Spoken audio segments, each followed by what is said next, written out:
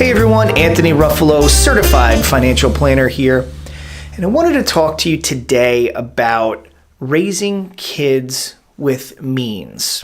Now, I came from, a pretty I wouldn't say a poor background, but a lower middle background. And I remember being raised by a single mom. When we didn't have money for something, that was it. We didn't have money for something.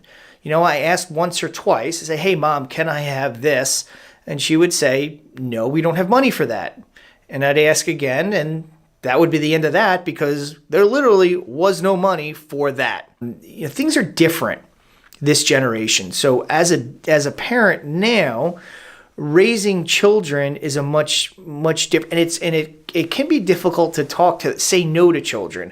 So when you just don't have the means and you literally don't have the money, it's a different conversation to have with a kid when you say, I can't afford it versus, hey, we could afford a pony, but we're not going to buy a pony.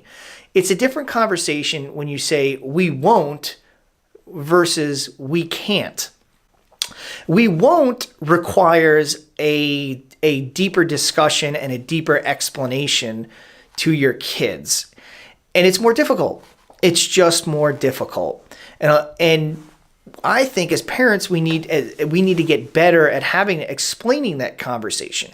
For example, Dad, can I have something that costs $200? Well, I can't say we can't afford it because clearly they look around and they can see that we can afford it. But it's more of it doesn't make the most sense in the world to buy. We shouldn't buy that. Just because you can do something doesn't mean you should do something. So maybe the conversation goes like, well, instead of spending $200 on that toy, I think it makes more sense to put that into a college savings program. So in 10 years or 15 years, when you're going to get ready to go to school, the money will be there and you don't have to graduate school or take on loans or take on debt. And then you'll get a leg up when you graduate, a leg up in life. You're not going to be burdened with future debt. That's an example of a more difficult conversation to have with a child because it's harder to relate, but that's part of a value system.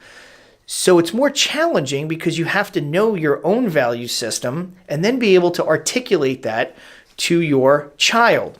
And I think that this generation is they're softer because we've worked hard. We've got to that point. So I don't know what the answer is, but I'm just trying to have the conversation.